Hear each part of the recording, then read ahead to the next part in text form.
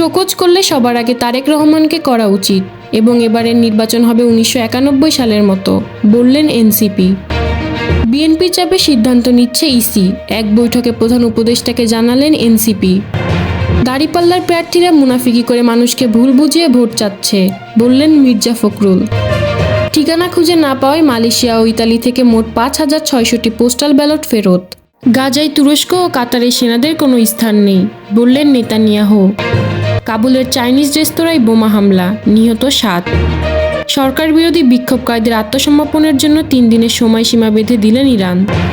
ট্রাম্পের হুমকির মুখে গ্রিনল্যান্ডে অতিরিক্ত সেনা মোতায়েন করল ডেনমার্ক। ভারতীয়দের ভিসামুক্ত প্রবেশ সুবিধা বন্ধ করল ইরান। ভিক্ষার টাকা সুদে লাগিয়ে কোটিপতি ভিক্ষুক মাঙ্গিলাল। ভারতের ইন্দোর শহরের ব্যস্ত সারাফা বাজারের অলিগলি চষে বেড়ান ভিক্ষুক মাঙ্গিলাল।